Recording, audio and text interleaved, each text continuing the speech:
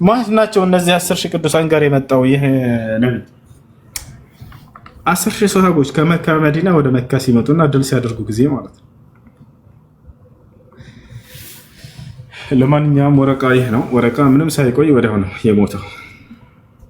ከነብዩ ሰለላሁ ዐለይሂ ወሰለም ጋር የነበራቸው ግንኙነት አንዲት ነበረች። በዚያችም ላይ ያወሯት ግልጽ ነች፣ ተቀምጣለች። እሺ ጀዛከላ በዚህ እድሜ ከጤና ጋር አላህ ይስጥህ።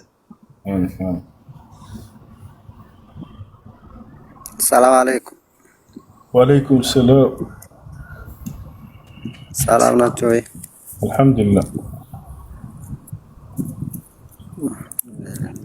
እኔ ጥያቄ የሆነ ጓደኛ ነበር። እጮኛውን በባህር ይዞ በመጡ በ9 ወር ኒካ ታሰረ። ግን ሳይታሰር በፊት ግንኙነት አድርገዋል። እንዴት ይታያል? ከግንኙነቱ በኋላ ምን ያክል ጊዜ ቆይተዋል? ወዲያው በዚያው ሁኔታ እያሉ ነው የታሰረው? 9 ወር። ከ9 ወር በኋላ ነው የታሰረው። ኒካ አለ። እርግዝና አልተፈጠረም። ያ የለም፣ ምንም ነገር የለም።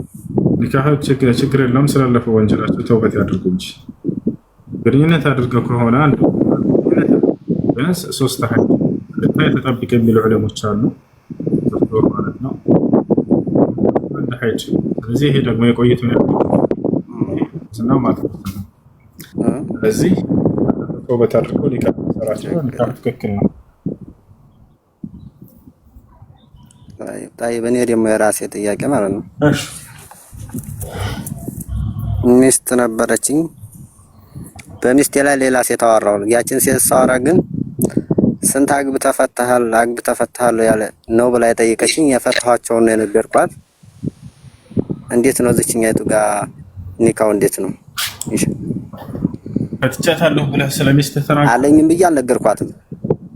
ፈትቻታለሁ አላልኩም። የፈታኋቸውን የጠየቀች ስንት አግብተህ ፈታሃል ነው እንጂ አለችኝ። እኔ ሚስት አለኝ ብዬ አልነገርኳትም። እሷም አለ ሆይ ብላ አልጠየቀችኝም። ስለፈታሁና ስንት አገባህ ፈታህ ብቻ ነው የተታየ ነው ማለት ነው። እንደሱ ከሆነች አሁን ሚስት ይሆናችኋል። ፈትቻታለሁ ብለህ እስካላወራህ ድረስ ኒካሁ እንዳለ ነው። ኒካሁ አለ አላልኩም።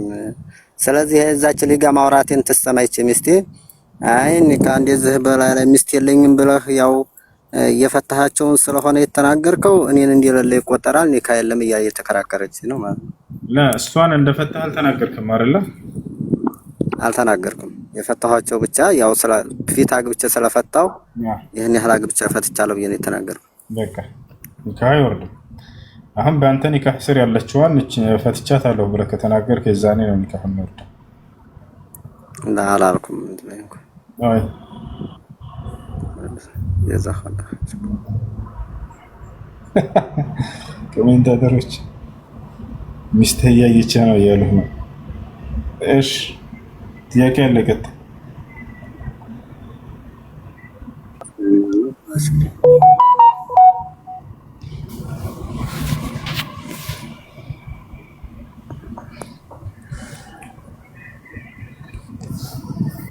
እሺ ያቀላችሁ ሰላም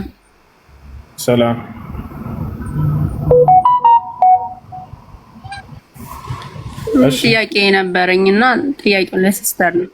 እሺ ጥያቄሽ ነው? ሲስተር ውጭ ነው ያለችው አረብ ሀገርና ገና ከመሄዷ በፊት ትዳር ነበራት፣ ልጅም አላት። ተስማምተው ነው ውጭ ሄዱትና ውጭ ከሄደች በኋላ ባሏ ሌላ ጋር ሄዶ ወለደ። ኒካህ አላችሁ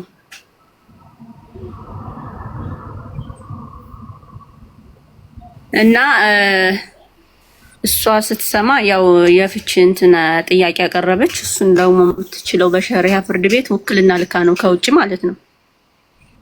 ውክልናውን ልካ ጉዳዩን እያካሄደች እያለ የሸሪያ ፍርድ ቤት ደግሞ ወደ ሽምግልና መለሳቸው።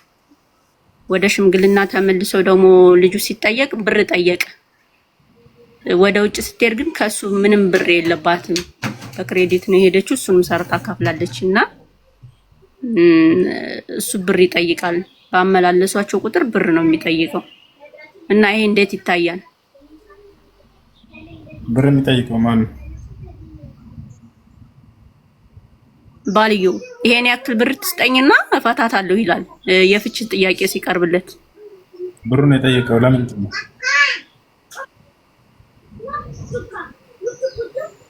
ብሩን የጠየቀው እሱ መፍታት አይፈልግም፣ ጥፋቱንም አላመነም። እሷ ደግሞ ፍቺ ትፈልጋለች። እኔ ትዳር ሚስቴን እፈልጋለሁ ይላል። እሱ ጥፋት ስላጠፋ ጥፋቱንም አላመነም። ብር የጠየቀው ያለ ምንም ምክንያት ከሆነ እና ጥፋቱንም አላመነም። ይሄን ያክል ብር ትስጠኝና ፈታታለሁ ነው የሚለው።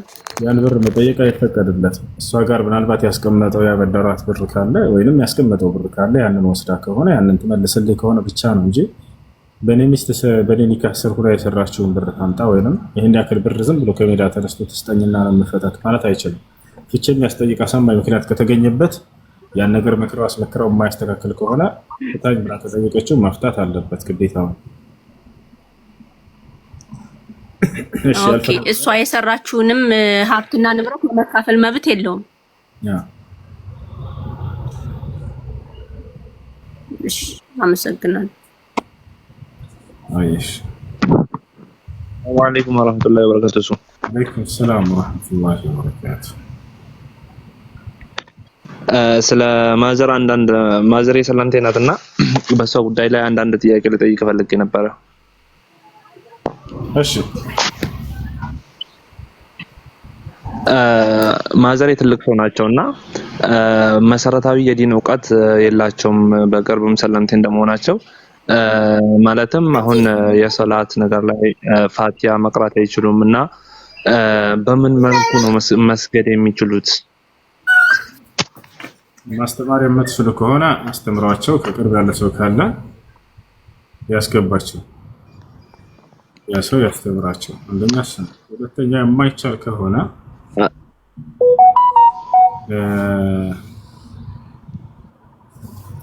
በሶላቱ ላይ ሱብሃንአላህ፣ አልሐምዱሊላህ፣ አላሁ አክበር እነዚህን ዚክሮች እያሉ መስገድ ይችላሉ ካልቻሉ። እሺ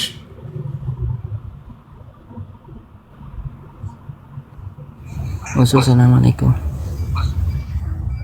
በሁሉም በሩኩዕ በሱጁድ በሁሉም የሰላት እንትን ውስጥ ፋቲያን ማለት ሱብሃንአላህ አልሐምዱሊላህ አላሁ አክበር እያሉ ነው የሚሰግዱት?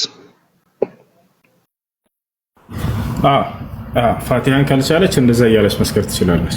ፋቲያን ካልቻሉ በየሶላቱ ላይ እነዚህን ዚክሮች እያሉ መስገድ ይችላሉ።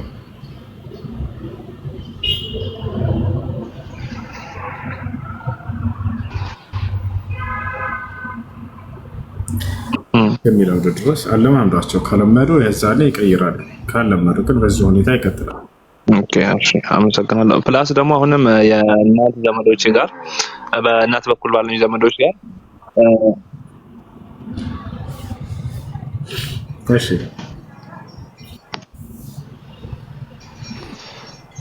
መስጊድ መሄድ ዋጅብ ይሆንባቸዋል? ሴቶች ናቸው። ሴቶች መስጊድ መሄድ ግዴታ ይሆንባቸው። ቤታቸው መስገድ ይችላሉ።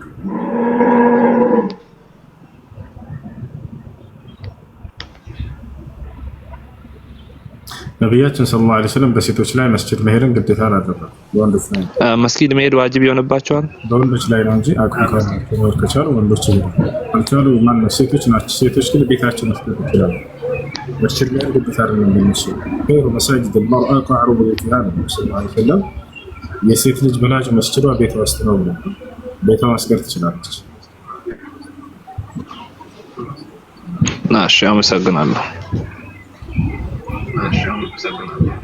ሰላም አለይኩም ወሱ። ወአለይኩም ሰላም ወራህመቱላህ። ወአለይኩም ሰላም ወራህመቱላህ። ጥያቄ ነበረኝ ወሱ። እሺ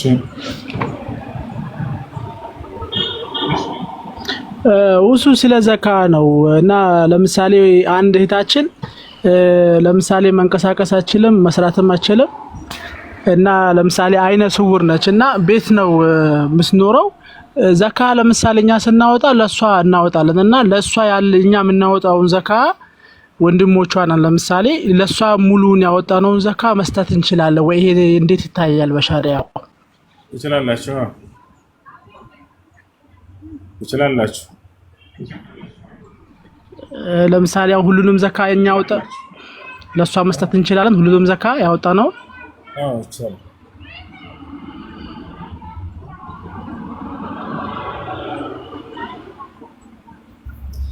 እሺ አይሰማም። እሱ አይሰማኝም። አልሰማው። ራሷን ማስተዳደር የማትችል እስከሆነች ድረስ ለእርሷ መስጠት ትችላላችሁ። ሁሉንም ለእርሷ መስጠት ትችላለህ ነው? ያው ትችላላችሁ። እሺ እሺ። እሱ ሁለተኛው ጥያቄ ደግሞ ውዱ በአንዳንድ ማድረግ እንዴት ይታያል? ሁሱ አንዳንዴ ብዙ ጊዜ ያለው ሰው በችኮላ ብቻ በሆነ ምክንያት አንዳንድ ውዱ ሲያደርጉ ያለውና ይሄ እንዴት ይታያል? ሁሱ ይቻላል። አንድ ሰሃባ ሲናገር ምን አለ?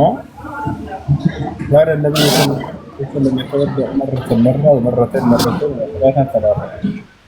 والله መልእክተኛ ነብዩ ሰለላሁ ዐለይሂ ወሰለም አንዳንድ ጊዜ ብቻ ያደርጉ ነበር፣ ሁለት አድርገዋል፣ ሶስት አድርገዋል ይላል። ስለዚህ አንዳንድ ጊዜ ማድረግ ትችላላችሁ። ግዴታ አንዳንድ ጊዜ ነው። ከዛ በኋላ ያለው ሱና ነው። እሺ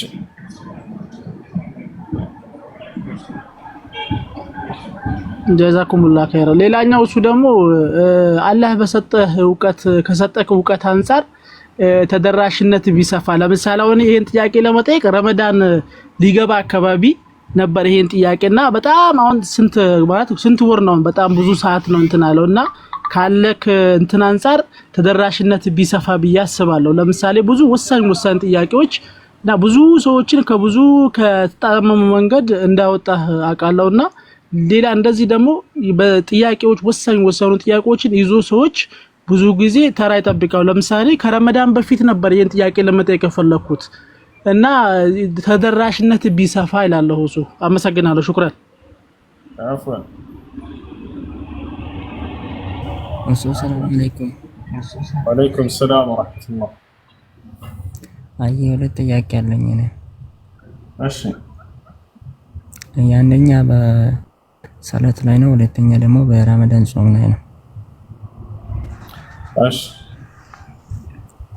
አየና አሁን ሰላት ማስገድ በጣም ይፈልጋሉ፣ ግን ካለውበት ቦታ አንፃርና ከስራ አንፃር አንተና ይከለከላል ማለት ነው። ሶላት እንዴት ነው የሚታየው? ሶላት እንዳትሰግድ የምትከለከል ስራ ቦታ ከሆነ ያን ስራ ቦታ መቀየር ነው ያለባችሁ። ያን ስራ ቦታ መቀየር ነው ያለባችሁ። ጊዜ መቀየር ማልችልበት ነው። ሶላትን በምንም መንገድ ማቋረጥ አይቻልም ወንድም። እሺ ሰዎቹ በሚወጡ ጊዜ መስገድ አትችልም? አልችለውም። አሁን እዚህ ይችላል እንትን በጣም አንተን በተከለከለ ጥብቅ እንትን ነው የሚሰጠውና ሰላት አሁን በፊት ተደብቄ እሰግዳለሁ ነበር። ከዛም በኋላ በጣም ነው በቃ ተከልክዬ ተብዬ እንትን ያቋረጥኩት። ጾምም ደግሞ እንደዚህ አሁን ለብዙ አመት ሆኗል ማለት ነው። ወንድም በዚህ ሁኔታ እንዳትሞት አደራ። ሶላት ትተህ ከሞት የጀሃነም ነው። ነብዩ ሰለላሁ ዐለይሂ ወሰለም መን ተረከ ሶላት ፈቀድ ከፈር ብለዋል። ሶላትን የተወሰው ከፍሯል ብለዋል። በምንም ተአምር ይሁን ከዚህ መንገድ ስራ መውጣት አለብህ። ስራ መውጣት አለብህ። ሶላትን ትተህ የምትኖረው ህይወት የጀሃነም የክህደት ህይወት ነው። አይሻና በረመዳን ጾም ላይም ደግሞ እንደዚህ ነው እና እኔም እንትን አንድ ሁለት ቀንም እንትን ጾም ከዛም በኋላ ደግሞ እንትን አስገድዶም የሚያስበሉበት ጊዜ አለ።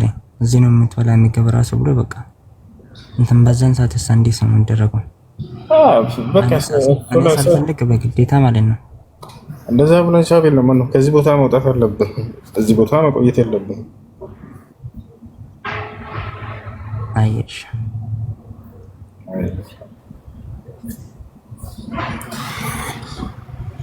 እሺ ወሶ በክርስቲያን ቢላ ተወሶ ማረድ ይቻላል ወይ? ይቻላል። ችግር አለ? በክርስቲያን እቃ መብላት ይቻላል። በተለምዶ የክርስቲያን የበላበትን እቃ እንበላም ይላሉ ሰዎች። ምን ችግር አለ? ትሽራላችሁ፣ አጠቡትና ብሉ። ክርስቲያን ያረደበትን ቢላ ማረድ ይቻላል ወይ? አዎ ይቻላል። ቢስሚላህ ብላችሁ ረዱበት አጥባችሁ። ችግር የለውም። እሺ ጥያቄ አለ? ይቀጥል። ከጨረሳችሁ እናውራት።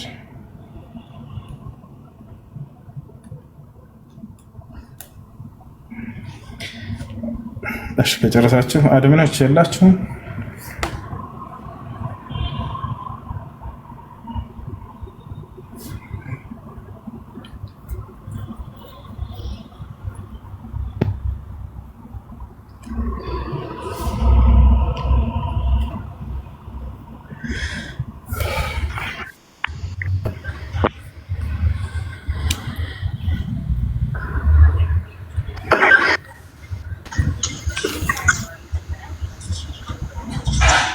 ሰላም አለይኩም። ወአለይኩም ሰላም። ሰላም አለይኩም። ወአለይኩም ሰላም። ሰላም ነው? እሱ አልሐምዱሊላህ። አንተ ጥያቄ ነበረኝ። እሺ በስልክ ተጋብተው እያሉ ሳይገናኙ ኒካይን አውርጄልሻለሁ አላት። ከዛ መልሶ ረጃቱ እያለሁ አለ። ይቻላል? አይቻልም።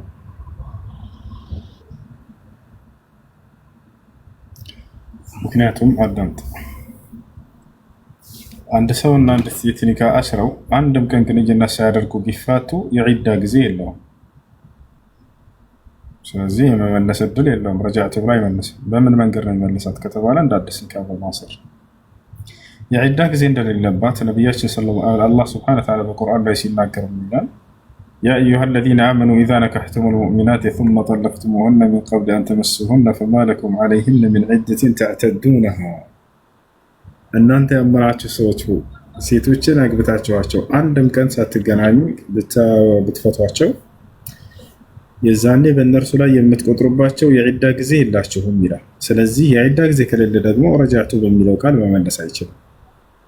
እና ታዲያ እንዴት ነው መመላለስ የሚችሉት ከተባለ እንደ አዲስ ኒካ በማሰር ነው የሚመላለሱት። እኔ አሳቀኝ ምንድን ነው ገና ሳይገናኙ መፍታት ጀመረ።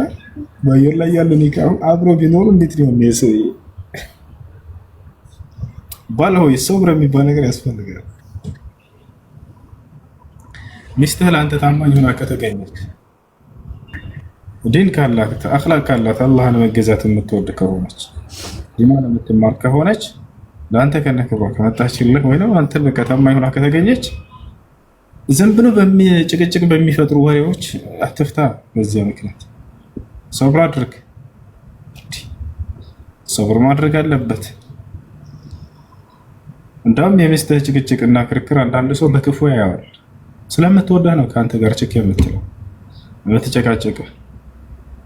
ሴት ልጅ ከአንተ ፍቅሯ ባለቀ ጊዜ በቃ ሁሉን ነገር ክፉነትህም እያየች ዝም ትልሃለች፣ ትተዋለች። በቃ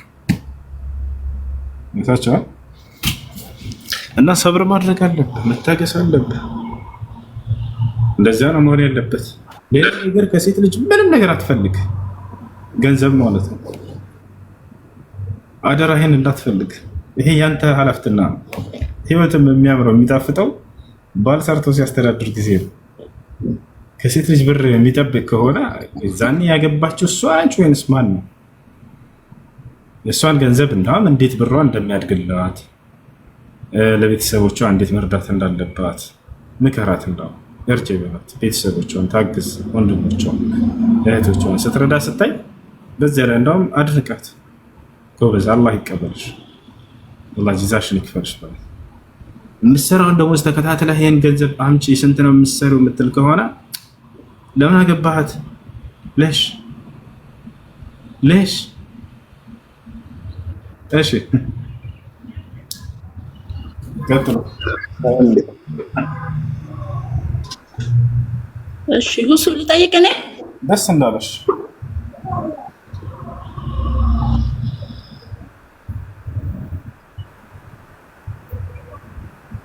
ሰላም አለይኩም። የሆነች ጓደኛዬ ነበረች እና ደህና ናት። ልጅ እያለች አንድ ቅንድቧን በመቀስ አንድ ቅንድቧን እሺ፣ አንድ ቅንድቧን ነው ያልሽው? አው ልጅ ነበረች እና በመቀስ ቆረጠች። እሺ፣ ግማሹን ማለት ነው። አሁን እኩል አይደለም። መቀንደባችንም በጣም ያስታውቃል። ማለት ቅንድብ ፀጉር የሚያድግ ነገር እኮ ነው። አላደገም አላደገም። ወላሂ አላደገም። እንደ አስሉ እንደ መሰረቱ መቀንደብ ኃጢአት ነው፣ ክልክል ነው። لعن رسول الله صلى الله عليه وسلم النامصة والمتنمصة والواشمات والمستوشمات والواصلة والمستوصلة والمتفلجات من الحديث هذا. والله ያሳቀኝ ያስቡት ግማሽ ተቀንድቦ የተላጭቶ ግማሽ ያለው ሲሆን ማለት ነው። ለማንኛውም